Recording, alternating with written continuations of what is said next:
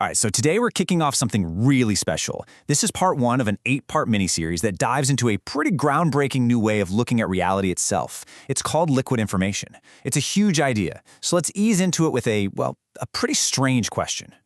I know, right? It sounds like the setup for a weird joke.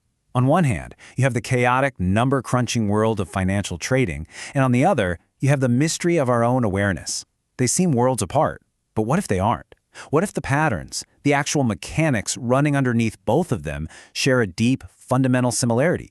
That's the question that got this whole ball rolling. So, where on earth did an idea like this come from?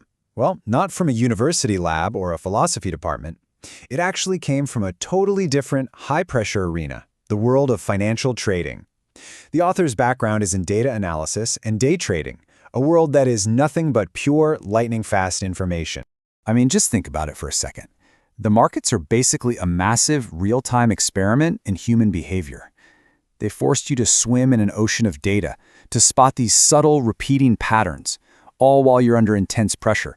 And maybe most importantly, they force you to manage your own psychology, your own greed and fear. It turns out, this crazy environment was the perfect training ground for a much, much bigger insight. And what's really fascinating are the specific skills you develop in that kind of environment.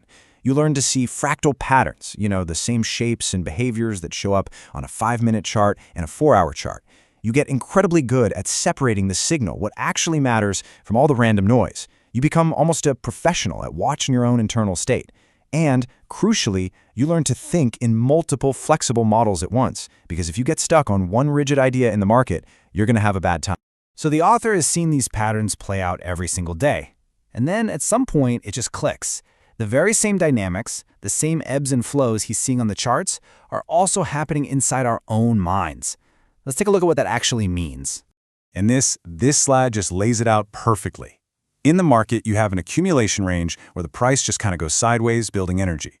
Well, isn't that just like our own psychological holding patterns where we're stuck in a loop? Or how about compression, that tightening period before a massive move? It's the exact same feeling as that internal pressure building up right before we make a huge life change, a psychological breakout. And liquidity flows, the way money moves around the market, that's a perfect analogy for how our collective attention flows and creates trends. So here's the kicker. The author realized this wasn't just a clever metaphor. No, this parallel pointed to something way deeper. It suggested that the basic rules, the actual mechanisms that govern these two systems, markets and minds, might actually be one and the same. Now, that's a powerful idea. But was it just a cool coincidence? An interesting observation? This is where the story gets bigger. This is where the insight from the trading floor starts connecting with the work of other explorers, often unconventional ones, who are poking at the same ideas from totally different angles. And suddenly, all these different puzzle pieces start to snap into place. You had people like Itzhak Bentov, who described the mind and body as this vibrating resonant system. You had Robert Monroe, who was literally mapping out different states of consciousness based on frequency. Bob Proctor was talking all about emotional energy and intention. And then you even have game theory, which is all about how we adapt to informational pressures. They were all talking about the same core concepts: energy, information, flow, just using different vocabularies. And you got to understand, many of these figures weren't your typical mainstream academics. But they weren't just making things up either. They were methodical explorers. They were pioneers, really, who were intuitively investigating these ideas of resonance, coherence, and frequency, things that modern science is only just now starting to get a real handle on. So you've got market patterns on one side, you've got consciousness research on the other, you've got systems theory in the mix. All of these separate threads, they all start weaving together into one powerful, unifying idea. And that idea now has a name.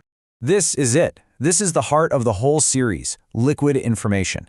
The big idea is to stop thinking about information as something static, like individual bricks you stack up to build a wall of knowledge.